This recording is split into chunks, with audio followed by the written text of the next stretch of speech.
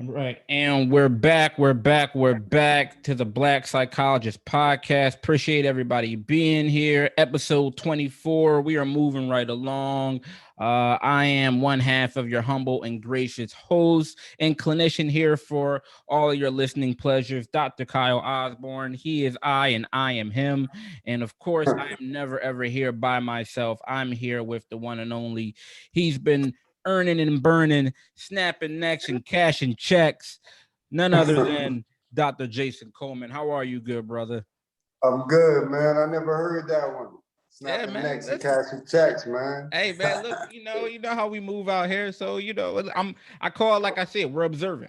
And I know, you move. You're on the move, and making a little money while you're doing it. So that's always a Oh good man, thing, man. Well, as long as you emphasize the little bit of money part, you on the right track. Absolutely. How you making out, good brother? I'm good, man. I can't complain. It's about 195 degrees out here in Essex County, New Jersey. Other than that, we could boil eggs on the sidewalk right now. But other than that, I'm blessed. Can't complain. So as usual, want to thank everybody for taking their time listening. Please continue to support. We definitely appreciate the support. We're going to try to keep putting out good content. So thank you. Absolutely. So like we said, episode 24, appreciate I'm just gonna echo what you said.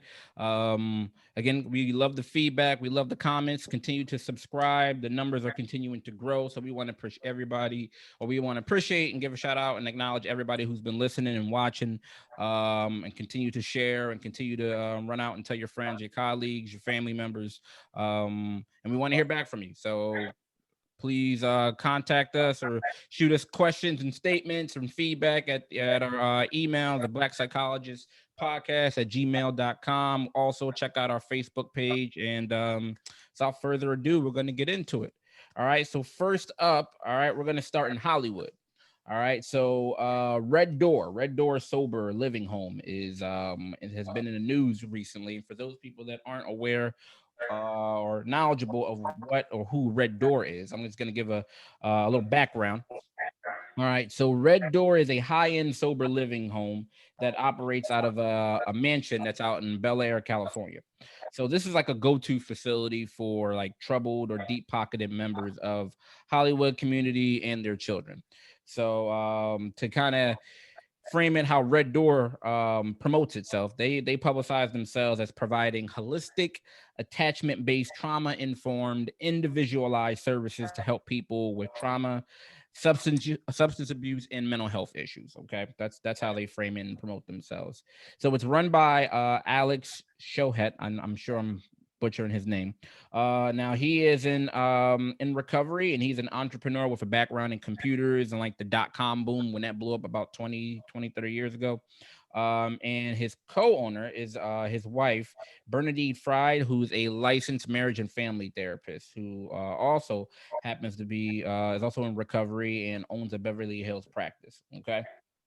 So to kind of give you a framework of how this place operates. Okay, so most clients, it's been reported that again they're catering to the Hollywood community. So some clients have been quoted as paying different prices, but on average, it appears that a room costs as high as $15,000 per month.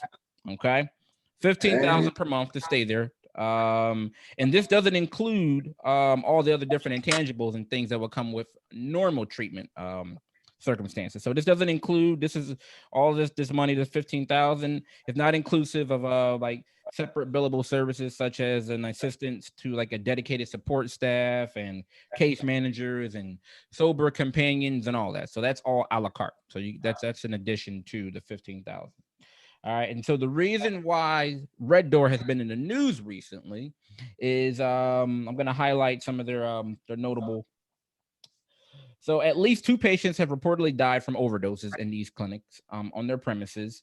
The 2 owners that I just mentioned, they have also been accused of asking some of their clients and other members that are suffering from substance abuse and their families to invest in their business while they're actually still in their care. So that's like you have a client, the owners are asking the client and their families that, hey, we have money, or we have these business ventures we want you to invest in.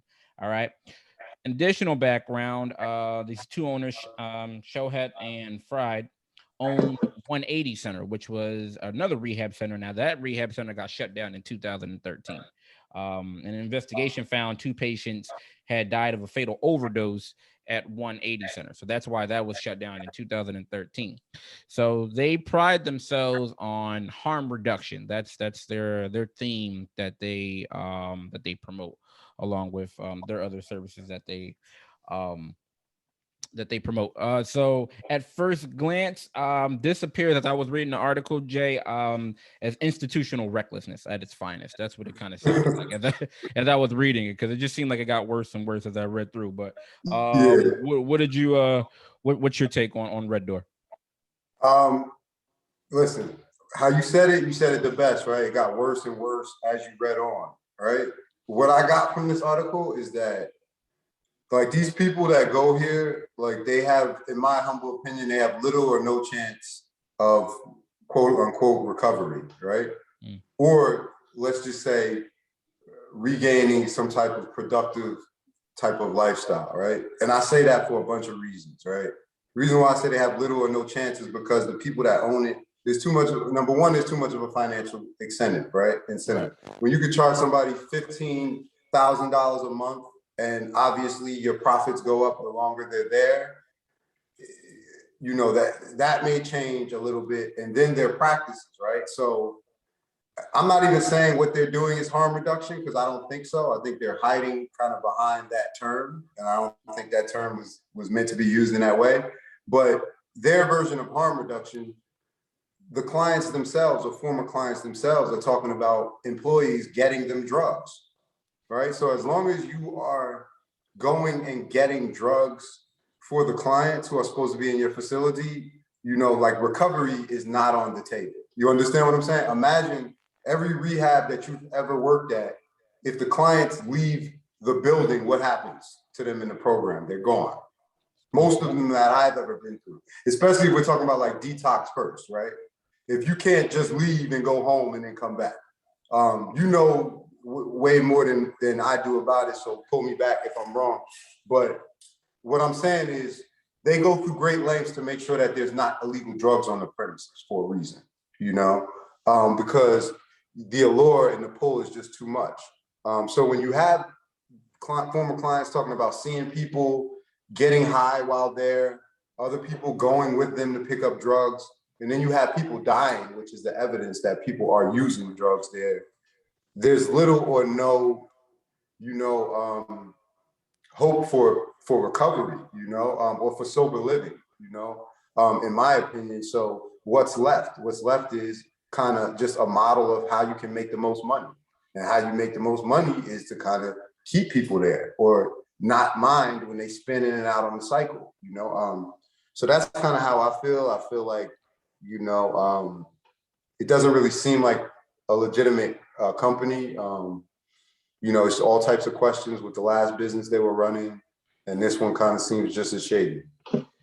Yeah, what I dislike the most, and you touched on it a little bit, is the harm reduction piece. I strong distaste, strong dislike. I don't want to use the word hate, but it's like when programs or individuals mask their treatment as harm reduction, and like you said, it just sounds like, or at least what it appears to be due to multiple reports, is that people are actually, you know, just getting the drugs for them for a variety of different unethical reasons.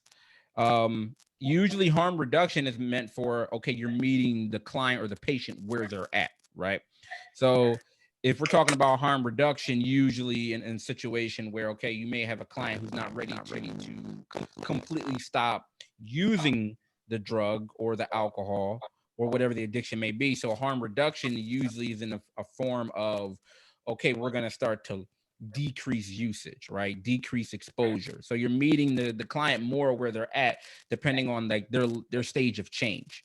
So, Right. you know, whether they're at the contemplation, action, or what have you, that's more what harm reduction is. Harm reduction is not actually going and getting the person. Because like they said, I think it was reports that they would say, oh, well, you have your sober companion, and he was actually getting the person drugs prior to Right. this individual ODing. And what I also, and I have to say, is really even more disturbing. And I mean, I don't know the co-owner, who's the marriage and family therapist, but I couldn't help but hold her in higher regard, given her occupation and kind of given, the oath and her therapeutic background, is that, you know, when you're doing this, and you've this is your job. Outside of her owning Red Door, she has her own practice. And I was reading as I was going through the article some pretty disturbing things about her, and that she's had her license revoked for the past 4 years by the California Board of Behavioral Sciences, and she was put on a 4-year probation for the reason that she was giving her own clients MDMA and mushrooms and ketamine. And one, you don't have prescribing powers, and then two, or any type of administering authority. And I mean, anytime you're in a position like this, right? Because remember, as clinicians, we are in a very influential position with our clients. You're doing downright harmful treatment, behavior, what have you, whatever word you want to use. And it turned out, as I was reading through the articles, that our current VP, Kamala Harris, her office actually was the one that put her on that suspension and 4-year probation, because it was incompetence, negligence, and a failure to maintain confidentiality to keep proper records, as well as intentional or reckless cause of emotional harm to a client. Right. Right? That doesn't sound like someone. And again, I mean, I don't like the judge.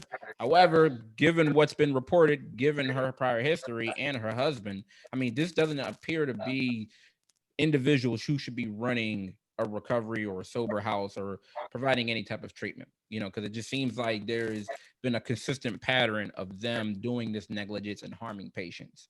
So I think it's also an issue on the board out there, or these organizations or authority agencies out there, that they're still continuing to allow these individuals to do so, right, and run these companies or these organizations. Like, this is the second sober house that's clearly seems to be experiencing the same issues that the first sober house experienced before they were shut down.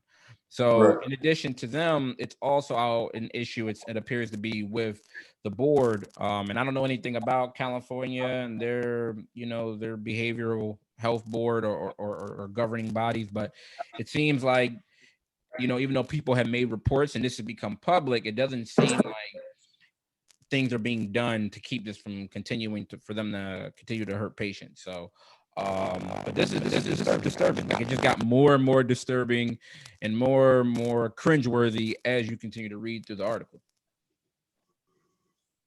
I guess the other thing that kind of struck a little nerve when I was reading through, is in terms of the ethical part of it, right? They kind of talk openly about, talking about investment, opportunities with the clients and pitching investment opportunities with the clients. And I get it, like, they use some flowery language and kind of tried to paint it under the guise of, like, when these people get out, these sober living facilities, they don't have anywhere to go, to work. So it's kind of like a networking thing, quote unquote. But let's be honest, and I'm just going to be very honest.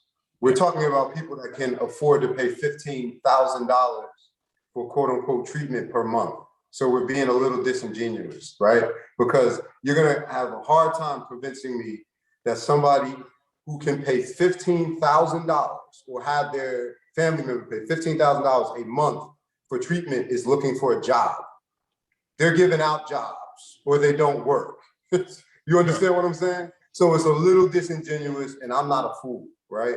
So you have that problem in terms of the ethical part of who is an obvious vulnerable population or vulnerable people, right? And are they in the right mindset if they're either A, under the influence of drugs, right? Or B, in a state of recovery or getting treatment, right? Which we don't know what their emotional state is in terms of going through that process, right? We know all of the different all of the different stages that a person can go through, right? So whether it's a person that's just under the influence or a person that's going through the many stages that has to do with that detox and recovery period, is that appropriate to be doing business deals with them, right? And does that put you in a dual role or multiple roles, right? Obviously, it does. Yes. And then you have the whole quote unquote harm reduction terminology that they're hiding behind. And what they're kind of saying is, well, if our employees, or implying is like, if our employees go get drugs for people, at least they won't die, right? Because our employees are watching them, right? And we're here, so at least they won't die.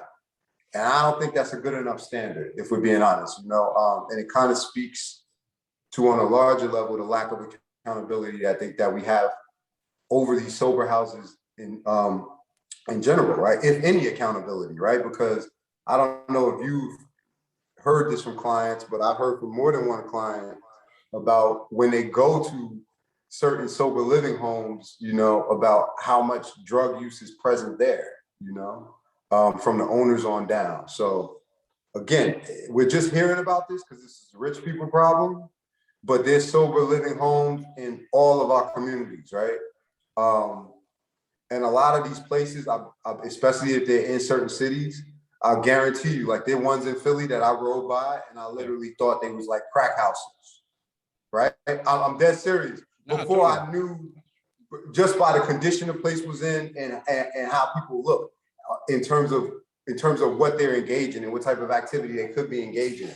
And I'm not accusing them of anything, but what I'm saying is it doesn't necessarily seem like the type of environment for sober living. You bring up a good point, and I'll end on this. I mean, this is absolutely a systemic issue. Unfortunately, you do have people in every industry, and mental health is no different, where you have individuals who have been able to capitalize off of this population. So, like you mentioned it, there are group homes, there are sober houses, there are halfway houses, there are all these other different houses or facilities or places, what have you, whatever terminology you want to utilize, and where people know that, okay, you have a lot of individuals that are experiencing substance abuse or coming with these mental health issues, and when they're coming out of like inpatient hospitalizations, they have to go place, right? There's not enough places for people to go, and they're set up so where you have this instance, of course, you have a certain population that's able to pay out in cash or pay out straight, but then a lot of times in the more marginalized communities, they're using insurance. So you have individuals that are coming into these sober houses, that are coming into these group homes, and their insurances are paying. Or you have a lot of individuals that get disability. So their disabilities checks or their money are filtering right into these sober houses. And so you've had a lot of bad sober houses. I'm going to use the word bad, right? Or that they're unfortunately taking money from these individuals. And like you said, all kinds of things are taking place. I've heard some patients unfortunately come back through the hospital, and they've shared like horror stories. And Right. so it's definitely a bigger issue. I'm looking at it from a positive aspect, where I'm happy where situations like this get highlighted, because it is Hollywood and you have like more prominent figures that are speaking out about the issue. And in addition, hopefully this starts to shine light on some of the smaller ones that are happening in, these smaller neighborhoods. But nothing about this particular situation is good. And I would like to say that, it's going to be a point in time that somebody's going to get hurt, but obviously you've already had clients that have passed away, unfortunately, under the care of these individuals or at this sober house. So I'm hoping that the board or the governing authorities out there take some action so this can come to a stop, because this is really unsettling. So something for us to continue to monitor. Yep. All right. So moving forward, we'll stay in Hollywood a little bit. All right. So Hollywood pop culture. So recently, the topic of homophobia and hip hop has recently been trending. Okay. So this was prompted within the past couple of weeks by rapper DaBaby. While he was at Rolling Loud, which is a concert or festival that took place a couple weeks down in Miami. While he was performing, he said some pretty unsettling homophobic and HIV/AIDS stigma-filled rant while he was on stage. So I'm not going to go into what he said because I'm sure most people have already heard it because it's been out there for a couple weeks. But nevertheless, his comments were met with swift backlash from members of the LGBTQ community and its celebrity allies, such as Elton John, Madonna, and other individuals that came out. Surprisingly, the baby actually doubled down on his comments the following day, even after the backlash, even going as far as saying his gay fans weren't offended or upset about what he said. And then as outrage continued to mount, and then you had more venues like taking him off the bill, and he was of course losing money by getting taken off some of these shows. Then he offered an apology. So in addition, and we'll touch a little bit about his particular situation, but just kind of overall, this opened up a discussion that I know I was asked, just kind of being a mental health clinician and advocate. I've had a lot of people come and ask me about the stage or about the level or the current state of homophobia in hip hop. So first and foremost, what was your take initially on as this kind of started to progress over the past couple of weeks with his situation at first? Well, listen, I look at it two ways. I look at it two ways. One, I'm not surprised, right? Because in terms of the perception, the statements, like these things have always been around hip hop, right? I'm not minimizing it. I'm just talking in terms of a fact as a person that, has listened to hip hop all my life, right? So this always been present, right? The same way this type of belief has been present in locker rooms and some athletes and those type of things. Two things I kind of think when I listen to this is two words come to kind of mind: hypocritical, right? Of course, and selective outrage, right? And what I mean by that is, listen, people tolerate certain things and ignore other things, right? So hip hop is 100% okay with Young M.A., right? They're 100% okay with Young M.A. Females can explore their bisexuality, right? They can wear it as a badge on their chest, right? Megan Thee Stallion can make a song with Cardi B, and they could talk about, engaging in sexual acts, right? Or imply that with other women, right? If people think it's sexy, it's okay, right? And again, Young M.A. on the other end can have a girlfriend. She could be a gangster rapper, and it's okay. Right now, what is the common thread? That these are women, right? It's tolerated. Most of the male rappers, you don't hear anybody say nothing about it. You definitely don't hear females say anything about it. It's okay, right? Lil Nas X expresses his affection for another male. Everybody hits the roof, right? Tyler, the Creator, does it. Everybody hits the roof, right? So that's why I say selective outrage. My other point is, when you look at somebody like the baby, right? Again,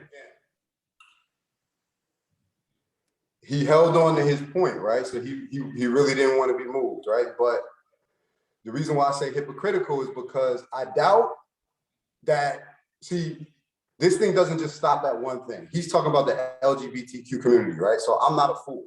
So this also includes gender roles and the pushing of gender roles, which has been done by this generation, right? So what do you think the baby's reaction is if Conway the Machine calls him to do a song? Andre 3000, Young Thug, Gunna, they don't all wore dresses, bro. Right. Pocketbooks.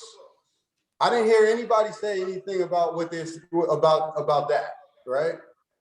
And I'm just presenting the counter argument. I'm just showing why it's selective outrage, right? Because again, we have people that are pushing the envelope. This is Tyler, the Creator. You were the one telling me that he identified as bisexual, right? Yeah. So we have all of these examples, right? But we only attack certain people, right?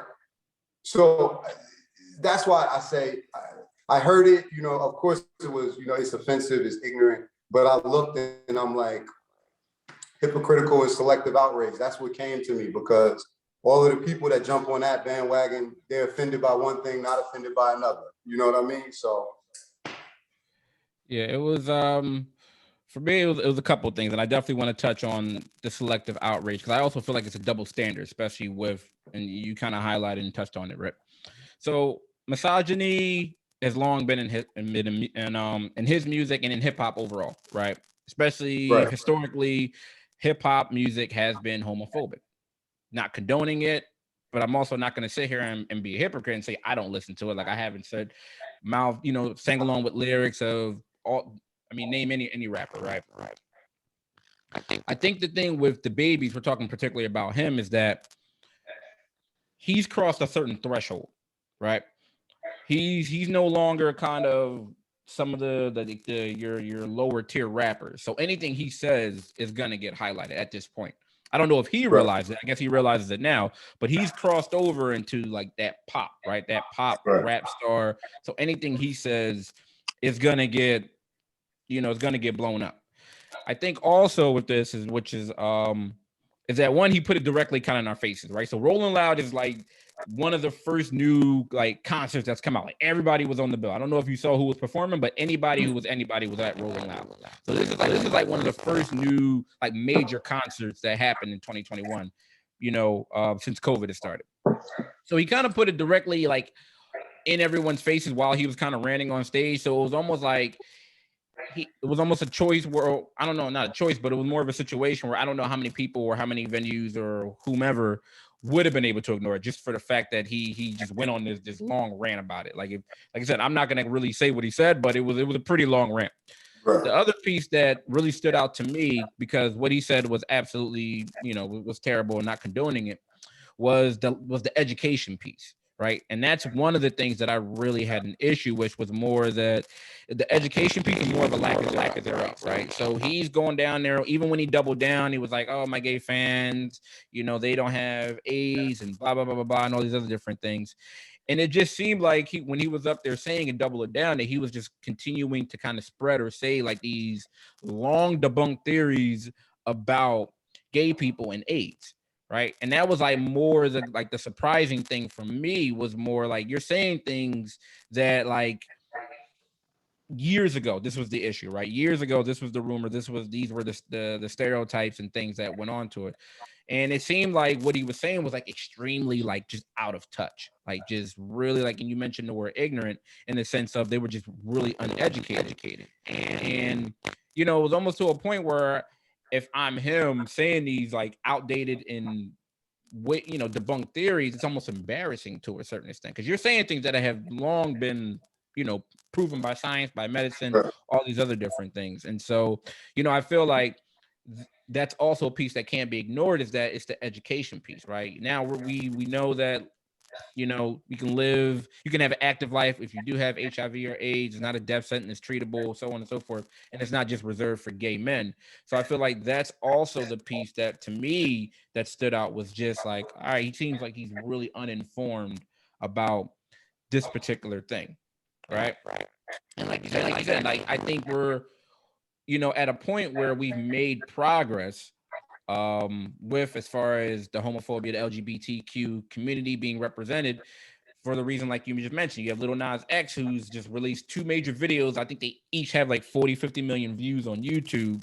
And so now which is it, right? Is it a situation where if you do have someone from that community who's a pop star or a rapper, and he puts out a video and he's avidly and adamantly saying, hey, this is what I'm into, this is what I represent, and now it's like, oh, it's too homoerotic, right? It's too hypersexual.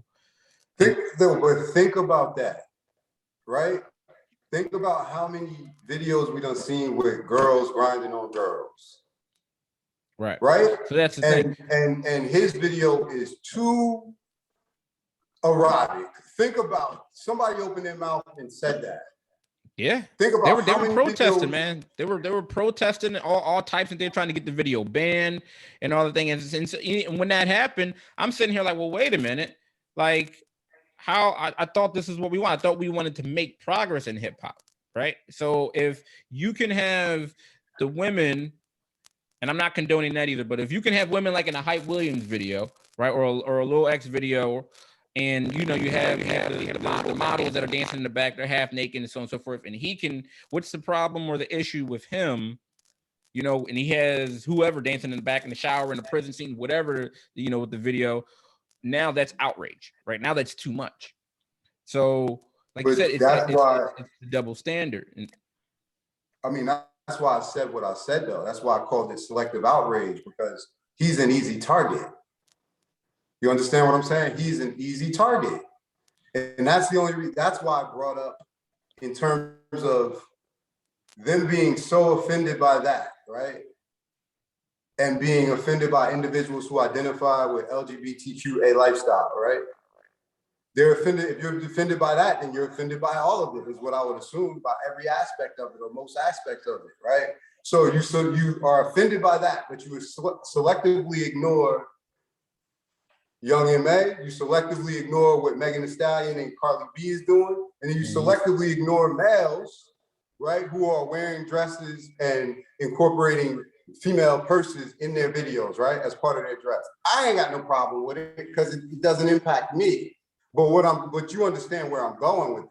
You can't be upset at Lil Nas X, you understand? And then you have all of these other places, right, where it's obvious, that this generation is looking at gender as more and more fluid. You understand what I'm saying? They're embracing it, and you're in the mix of all of that, and you have nothing to say about that. That's why I say it's so crazy, because, again, I've heard nothing. We see all of these guys in the video, you know what I'm saying, wearing women's clothing and different things, and you don't hear anything. But Lil Nas X is an easy target because he's not a gangster rapper. It's easier to say that to Lil Nas X, who's not a gangster rapper, than Young Thug, who identifies himself as a gang member.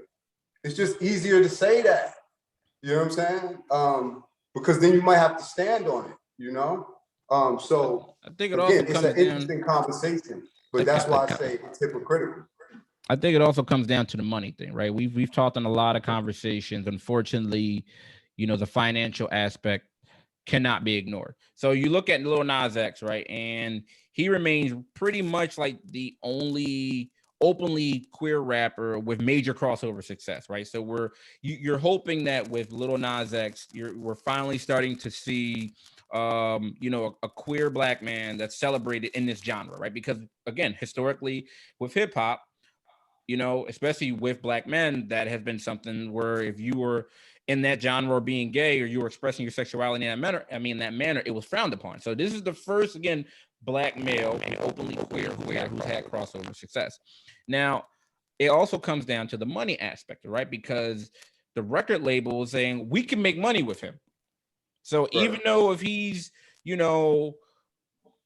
being protested against and so on and so forth, people, these ultra conservative views, or these ultra conservative groups and so on and so forth, he's still making money, right? He's still bringing in the views. He's still getting, invited to the concerts and things of that nature.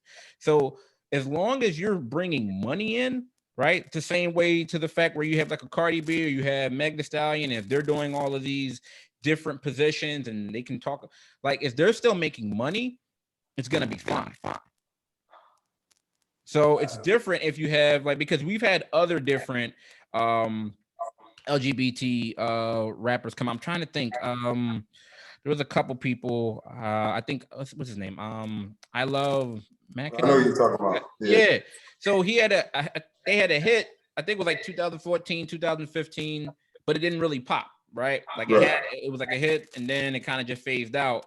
And so, because he didn't blow or whatever, it wasn't really supported. But now you have Lil Nas X, and you can't ignore that because he also has good music. Like I'm not gonna lie, I'm not the biggest Lil Nas X, but he has some catchy songs. So he's making money, and the record label is going to say, hey, you know what? We're still going to support this guy. They're going to go to all these other different radio stations. They're going to go, they're going to keep that machine going.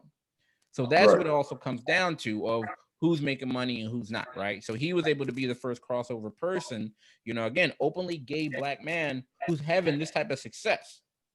like you said, you have Tyler, the creator, who's, identified as bisexual, and, he's successful. But it's also a situation where he's already proven how talented he is as a producer, as a rapper. So, it seems like with him, things are kind of secondary because people were kind of respect the talent first. But I wonder, what if he would have come out, earlier, maybe when he first started his career, how that would have been accepted. But I mean, again, it's the money part, like, because Lil Nas X he's crossed over, they're going to support him. His record label, no matter what he comes out with, he has a huge following. Good. So, I feel like that's also another thing where, if that person's make money, they're going to get supported. They're going to have the community. They're going to have all these things behind them. But otherwise, sometimes that's where things kind of get fall to the wayside. So, but there's definitely, I'm happy to say that at least it's starting to make progress. I'm also going to be realistic. I'm not trying to be pessimistic, but I also feel like, unfortunately, homophobic lyrics will continue to be in, hip hop. It does appear that some hip hop artists are now kind of reducing saying like the F word. They're more aware, they're becoming more educated. And that's why I feel like even with the baby situation, like I feel like more education, especially as it pertains to HIV, AIDS, and gay men, that's where the growth has to take place. The more educated you are, then, I think you're able to make more informed decisions. Like, as opposed to saying that rant that he said, you could just be like, everybody put your hands in the air like you just don't care, as opposed to going on that other rant. Because so I think the education piece is helping, and hopefully Lil Nas X will be is just the first or one of the pioneers of more to come into this. But I mean, it's getting better, but there are going to be some setbacks. But it's definitely a double standard. Yeah, I mean, listen. Anybody who doubts it, you can go back to, a lot of female MCs, some of them famous, real famous, some of them not, who have been very vocal with, speaking about their sexuality publicly, right? Some of the legends going back to the 80s. You understand what I'm saying? And they've been not only accepted, but idolized in hip hop, right? But they've all been female, they've all been women. So I think in terms of this conversation, we really got to also be specific, right? Because the people that are being, that the kind of hate is being directed towards are the men, not the women, it's the men. So we got to be real specific, because even when we just say, oh, against the LGBTQ community, I think we're kind of a little bit dismissing somebody like Lil Nas X's experience, right? Because again, I'm not saying those female artists don't, or those women that are artists don't receive any hate or anything like that, but the outrage comes towards him. We have all these other examples. Right. Young and May been out for years. We ain't talking about that. Because it's not an issue. You know what I mean? So, again, I think, we need to highlight exactly, who's being impacted. Absolutely. So something to continue to monitor. But good discussion nonetheless. Speaking of being targeted and certain populations, so the Black Lives Matter movement has brought an increasing attention to disparities in how police officers treat Black and white Americans. Now, research published by the American Psychological Association finds that there's a disparity that may exist even in subtle differences in the officer's tone of voice when they address Black and white drivers during routine traffic stops. All right, so the study that recently came out, researchers gathered short audio excerpts from police body camera footage and found that when officers spoke to Black men at traffic stops, their tone of voice conveyed less warmth, less respect, and less ease than when they spoke to white men. So in this study, they extracted 250 audio clips, about 10 seconds each, from the body camera footage of the routine traffic stops of male drivers in a mid-sized U.S. city. The researchers removed the audio of the drivers' voices so that listeners could hear the police officer's side of the conversation. So out of 414 total participants, 239 were female, 175 were male. They listened to the recordings at the rate and rated the officer's tone of voice. So the people that are involved in the study were that were listening were college students and like local drivers. All right. And it turned out that even though the participants didn't know the race of the driver, right, they were able to distinguish how in the difference between how officers talk to white drivers and black drivers. So the experiments included a diverse pool of white, black, Latino, and Asian participants. And the majority of the officers whose voices were used were men. It was 105 male and 11 female. So again, I'm going to say they came out, the research, the results of the study is that the tone of voice was less respectful and less warm and less at ease than when they spoke to white drivers than it was black men. What do you think about that, Jack? Man, I thought a lot of things when I was thinking about this, but what I was most thinking about, and I'm not pointing to any research when I say this, I'm mostly thinking about like anecdotally and things that I've seen, but I was just thinking about how many times and how many situations, right, we've seen somebody get killed over a simple situation, right? Like a George Floyd situation where I don't want to get into the specifics, but whether you about a $20 bill, right? If that's what that person is accused of, right? Or Alton Smith, if you're accused of CDs, right? Which is punishable by a ticket. You know what I'm saying? Or if you're Tamar Rice and you're in the park with a toy gun, right? All of these things. A lot of simple, or people who have had I don't know, warrants for drug offenses or different things. We've seen a lot of simple situations get out of control to the point where somebody has died. So when I look at this, it makes me think about that, because it makes me think about like how much the initial confrontation impacts the rest of that, how it goes, right? Because again, if you approach me and you say, I don't want to play police officer here, but what I'm saying is, we a lot of times we talk about the messenger and the message, and that, how that one impacts the other. And all I'm saying is that initial encounter, how many times have we seen, somebody start an encounter and it be very conflictual, and very aggressive, and then somebody else come into the same confrontation and be able to calm it down, right? And that person is eventually taken into custody or arrested or given a ticket, right? So my thought is going to continuously go back to those tens of hundreds of however many cases that we've seen of simple situations that should have ended up being simple situations and ended up with somebody dead. And no, it definitely starts with the beginning of the interaction. Right. Like we've always talked about, we've told our clients about the way you communicate, how, what that looks like, body language, all these other different things makes a huge difference and sets the tone for how an interaction or a conversation is going to go. So when you have these racial disparities in cues just as subtle as an officer's tone, that's going to shape not only how the interaction or the rest of the conversation is going to go, but it also shapes someone's trust in the police and can alter their whole interpretation of following encounters. Because this is the bigger picture, right? And this is also what I was thinking. The bigger picture is that this has an impact not only on our community, but it also impacts cops or police officers being able to do their jobs and their own safety. So if you look at the picture, if you think about it, if there's a lack of trust, which is what this can promote, if there's a lack of trust between cops or just being based off of this subtle cue, right? That means there's a lack of trust with victims, survivors. That means witnesses aren't going to talk to the cops. That means it's going to be harder for the police to do their job. That makes the communities less safe. That means not just for our community members, but also for the police officers, right? There's a huge bigger picture based off the tone that's being conveyed to when they're addressing, people of color, or more specifically, as it says in this study, Black drivers.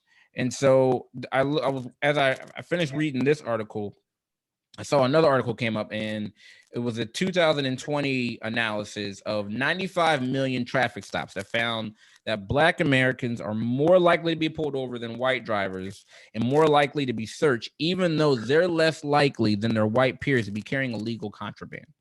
Right?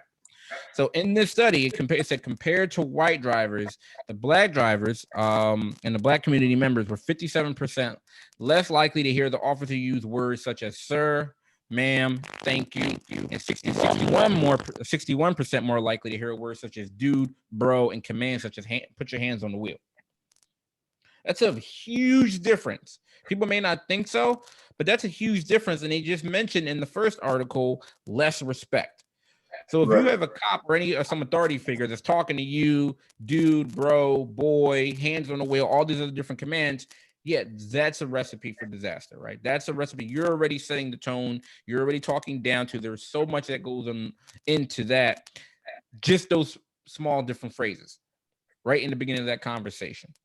And so again, this is where the bigger issue and the bigger picture becomes, because it's not just again at that particular interaction, but now it gets passed on. Like we've talked about it in the past of how we've had to prepare, and even when we did the we did the talk for NAMI, right? We've talked about how unfortunately we have to go through this rites of passage of when individuals come of age and they start driving. Because now that conversation has to take place that my mom had with me, I'm sure your parents had with you, of okay, this is how you survive an interaction when you get pulled over with the cops. Right. So, and this is where it starts. It's that tone. It's all these little subtle cues and racial disparities that take place that filter into this. I mean, I definitely agree. And again, I mean, this is a fairly small study, for 400, a little bit over 400 people, but again, we're still getting information that supports what individuals have been saying for years, right? How they treat us, how they talk to us, these different things in terms of people's reaction to the police or to their presence, and whether or not they're willing to support them or not support them or work with them, in times where they haven't committed any offense, because all of this impacts that.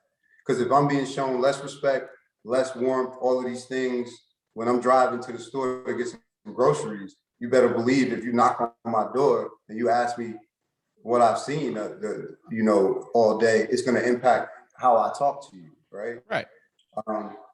So I think, again, it's kind of more evidence, for individuals who have been kind of dismissing people of color as emotional, and all of those things, but it supports what people have been saying, right? So I think it just leads to the question again, like, well, what do you do about it, right?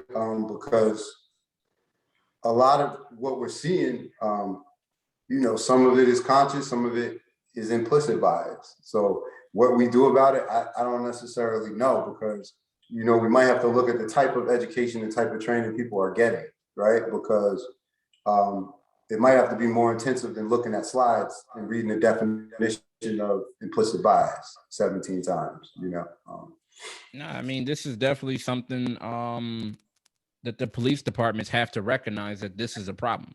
Like there has to be acknowledgement regarding that there is unconscious bias in these types of situations. It's coming to the forefront, and they have to acknowledge that the role that race plays in the criminal justice system. Like I said, this is a larger issue. This is a systemic issue, and there is a larger problem between police and communities that they serve. So, and it just really reflects the amount of work that law enforcement needs to continue to do to address this issue.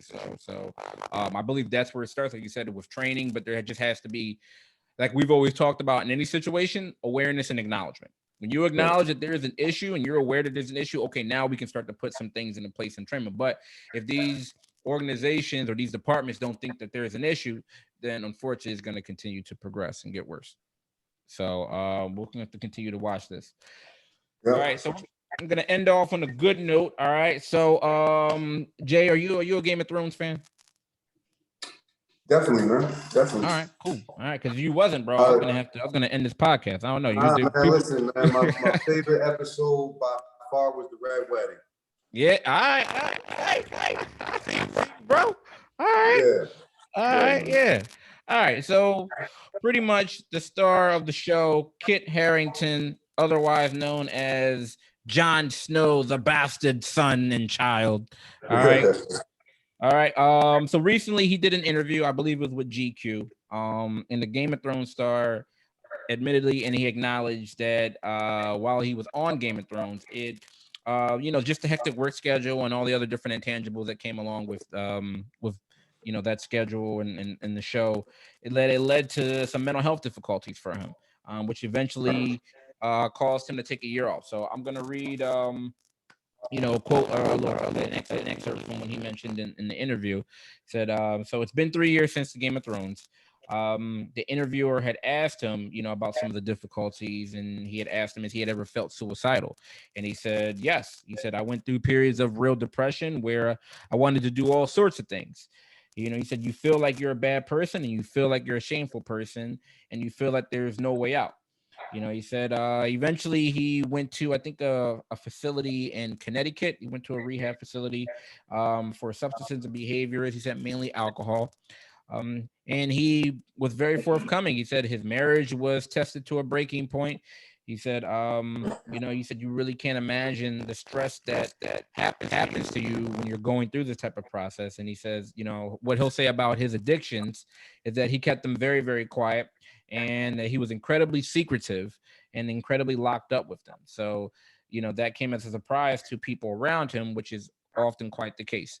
So I am going to give an update that he said he's doing well. He was successful in treatment, and said it's, an ongoing process. So, as you read this article, what were some things that came to the forefront for you, Jeff? I mean, just first and foremost, obviously it's important that he kind of, was willing to share his story, because he didn't have to do that. But what came to my mind is what always does whenever we talk about one of these issues with celebrities, is that, you look from the outside and you think that everything is good, right? Because they're on TV, and our assumption is that they're financially secure. But he was talking about alcoholism, depressive symptoms, and he was kind of making some implications about suicidal ideation, right? So again, it just reinforces the point that, we all got to kind of support each other, or the people who are in our circle, right? And you got to reach out, you got to ask.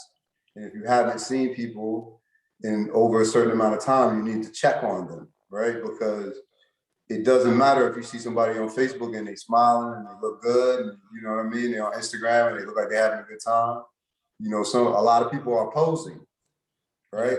Because just because somebody got a good job, they make 100, 200, 300,000 a year, doesn't mean that they're not depressed, right? Just because somebody has a woman or a man that looks good, or you think has money or a nice car, doesn't mean that they're not going through domestic violence issues or anxiety or all these things. So that's what it made me think of, right? Because we constantly tell ourselves, right after we talk about this story, I'm going to turn on my phone, Instagram, and forget that just because people have notoriety and money, that they don't have problems. I'm going to forget as soon as I see somebody sitting in a Ferrari, because we assume that, positive feelings go along with that. And that's not necessarily the case. So it's a reminder, check on people you love, and have that insight and perspective into knowing, that if you do have your mental health and your physical health, you're a very fortunate person. Totally. What I would add to that is I want people to take away when they read or when they hear stories and articles such as this, is that, mental health doesn't discriminate.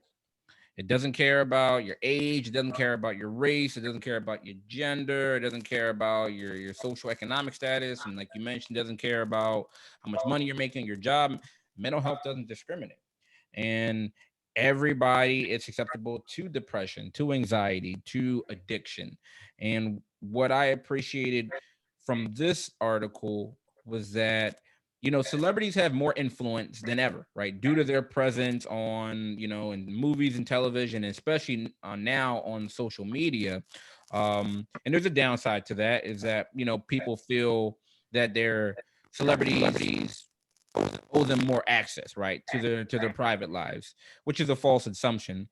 But what I do like is that when you have celebrities such as him and others that are across the entertainment world, and they choose to humanize themselves, They choose in an effort to advocate for mental health and advocate for emotional well-being based on their own struggles and their experiences. And so again, they have so much more influence. So and I know that causes and health issues, when they get a face, that's when people start Right.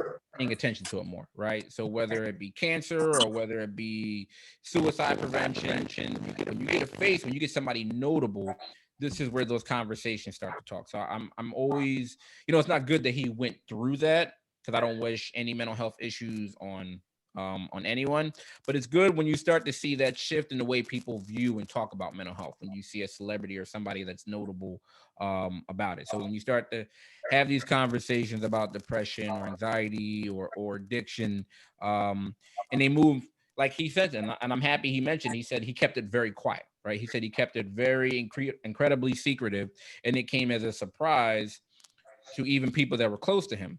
And so it's good that we're starting to see these conversations move more from the private to the public sector. And so that's important when these public figures start to open up about their mental health struggles, because now that's how you break down the stigma. That's how we start to get more research. People start to get more awareness, and then it sparks important discussions. And so you never know with this person, like with Jon Snow, who is as tough as they come, right? Everybody knows Jon Snow, winter is coming. We know it, right? When you start to see individuals like him, and even though he's a character, but it's still something that he represents, is that it can inspire people to seek treatment, hopefully. So, I'm happy that he was, he decided to share that, because like you mentioned, he didn't have to, he doesn't owe us anything.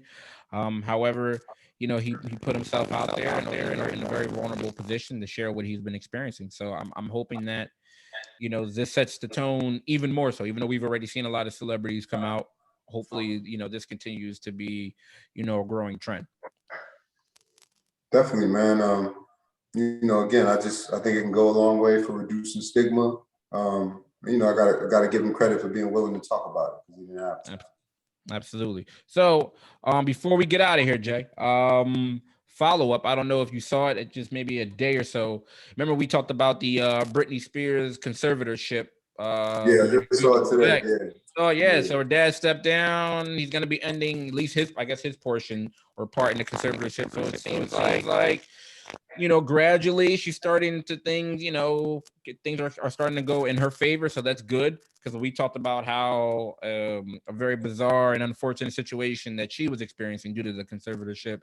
So like we always talk about with some of these cases and articles, we continue to monitor. So I'm happy to see that that's going favorable in her direction, and hopefully she can start to regain more control over her life and all of her things that she's responsible for. So that's good. It's really good. Yep. It's the power of technology and public pressure. Yeah, how about that? So that's all we got for today. We appreciate everybody hanging out with us. Again, episode 24.